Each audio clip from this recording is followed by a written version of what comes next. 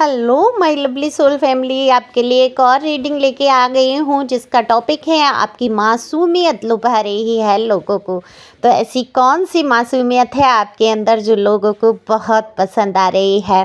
कौन सी ऐसी बात है जो लोगों को लुभा रही है?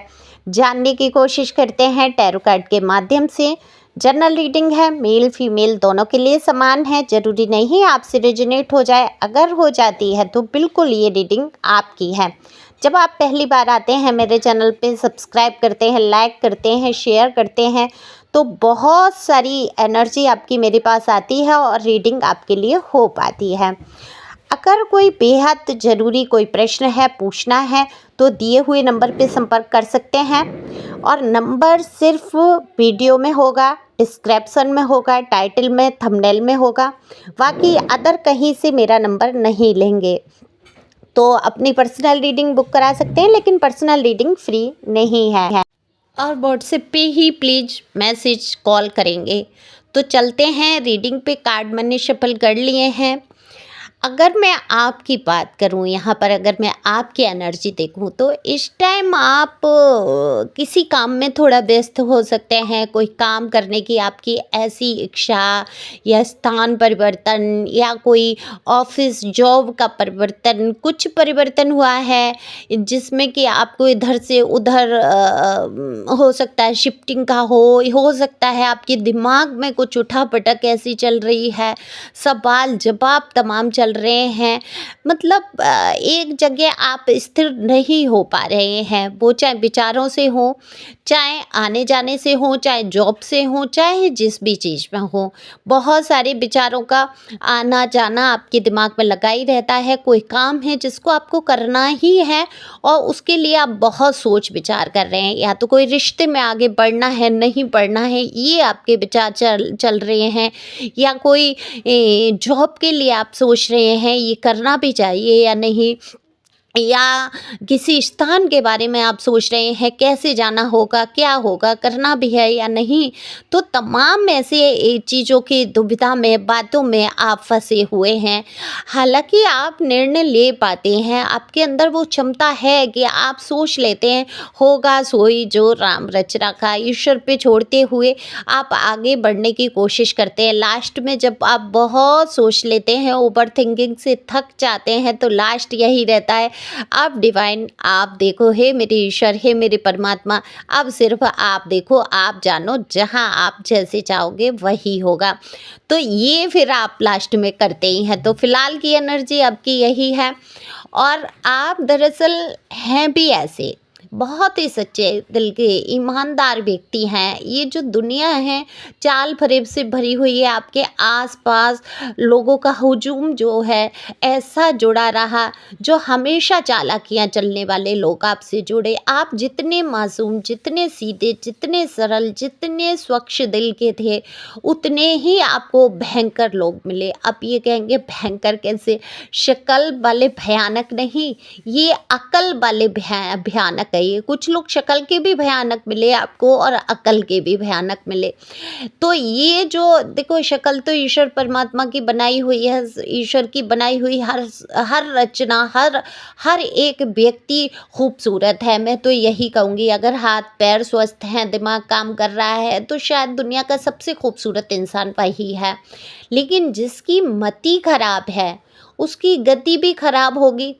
उसकी जो भी बुद्धि विवेक चलेगा वो हमेशा विपरीत ही चलेगा, उल्टी चाल चलेगा। तो उससे भयानक कोई नहीं हो सकता। तो वो शक्ल से चाहे कितना खूबसूरत है, मेरे ख्याल से सबसे बदसूरत इंसान वही है। तो यहाँ आपकी मासूमियत लुभा रही है लोगों को, क्योंकि आप छल फरेब से कोसों दूर हैं। आपके साथ छल हुए हैं, ऐसा नहीं है आप छल से अछूते रह गए। आपके जीवन में छल कपट और पता नहीं कितने षड्यंत्र रच रच के आपको नीचा गिराने की कोशिश की गई। ये षड्यंत्र काम नहीं आने वाले थे। ठीक है आपकी ज़िंदगी में दुख आए इसके कारण, ठीक है आपने कष्ट उठाए इस छल के कारण, इस प्रपंच के कारण, इस भयानक परिस्थिति के कारण आप दुख से गुजरे। लेकिन क्या ही बिगड़ गया आपका? ठीक है, अगर घर परिवार में कोई विवाद आया या आपकी हो सकता है मैरिज लाइफ खराब हुई हो सकता है आपके रिश्ते कहीं टूट गए हो, खराब हुए हो, तो वो दर्द तो बहुत बड़ा है, बहुत बड़ा है। लेकिन जीवन जीने से बड़ा तो कुछ भी नहीं है ना, जो ईश्वर ने आपको प्रदान किया है।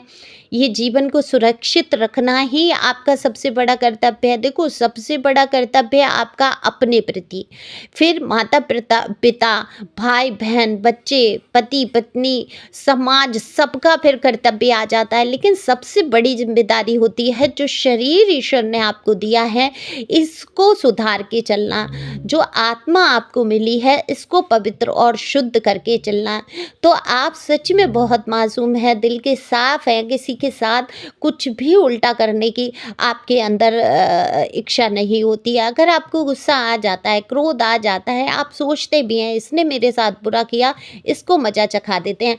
अच्छा, वो पावर भी आप रखते हैं कि आप अच्छी खासी धूल चटा सकते हैं सामने वाले को। लेकिन आपकी जो मासूमियत है ना, जो भोलापन है, जो सीधापन है, ये कुछ बुरा नहीं करने देता किसी के साथ। आप जान चुके हैं मर के लास्ट में संसार से जाना ही है।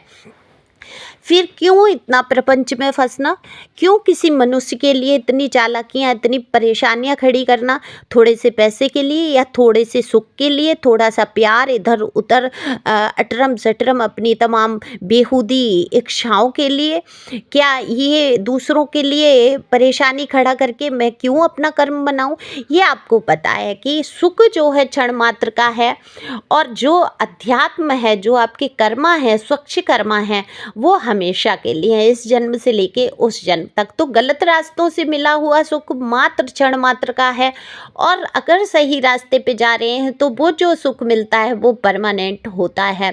ये आप जानते जा रहे हैं। आप सच्चाई से चलने वाले, मासूमियत से बात करने वाले, छल फरेब से कोसों दूर रहने वाले, तो लोगों को आपकी ये बातें लुभा रहे हैं। लोग आपकी बहुत प्रशंसा करते हैं, लोग आपको बहुत पसंद करते हैं, और इतने मासूम इंसान से कौन ही ना प्यार करेगा। वही प्यार नहीं करेगा जिसके अंदर खुद प्यार की कमी है, जो खुद किसी को प्यार दे ही नहीं सकता, जो खुद में कमियां लिए बैठा है, तो वो आपकी अच्छाइयाँ देख ही नहीं सकता। आपकी मासूमियत को भी चालाकी में जोड़ देगा, आपकी हर एक बात को वो उल्टी विपरीत दिशा से मोड़ देगा। तो आप ऐसे इंसान हैं कि आप जो हैं, जैसे हैं वैसे ही आपको रहना पसंद है, आपको सच सुनना पसंद है, सच कहना पसंद है, किसी से धोखेबाजी करना पसंद नहीं है। अगर सच बोलने के चक्कर में आपके साथ कुछ बुरा हो भी जाता है, तब भी आपको एक संतुष्टि है कि सही है, ठीक है, जो होना था वो हो गया, लेकिन मैंने सच तो कहा। और अपने दिल पे वजन नहीं आपके रहता है, और यही आपकी मासूमियत है, यही आपका भोलापन है। तो ये भोलापन, मासूमियत हर किसी इंसान के अंदर नहीं होती है। ये कोई कोई ही डिवाइन सोल होती हैं जिनके अंदर इतनी मासूमियत, इतनी खूबसूरती भरी होती है। ये खूबसूरती से कम नहीं है मासूम होना। आज की दुनिया में मासूम लोगों का कहेंगे अकाल पड़ चुका है।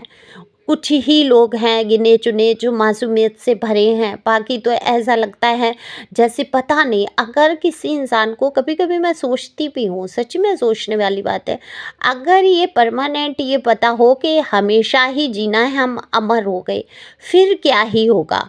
जब अभी पता है कि लास्ट अंत जो है मरना ही है, उसके बाद इतना जोड़ तोड़ रिश्तों में घटा बढ़ी और चालाकियाँ, इतना पैसे के पीछे भागना, इतना चीज़ों को इकट्ठा करना, तो अगर देखा जाए तो ये पता होते हुए मनुष्य को कि मरना ही है, और कितने संबंध खराब कर लेते हैं लोग कुछ पैसों के लिए, कुछ रिश्तों में इधर उधर जाने के लिए, कितने बवाल में फंसते हैं। थोड़े समय का जीवन है ना, आयु का कोई निश्चित माप ही नहीं है कि ये कब तक है, तब इतना बवाल है। और अगर पता चल जाए कि ये अमर होके आए हैं, तब फिर क्या करेंगे, गलाई ही काट देंगे, छोटे छोटे टुकड़ों में विभाजित कर देंगे लोगों को, पता नहीं क्या करेंगे। वैसे काट पीट तो अभी भी चल रही है, एक दूसरे को मार पीट चल रही है, काट देते हैं लोग, मार देते हैं, है ना, अदर रिलेशन में जाने के लिए ही धोखेबाजी कर देते हैं।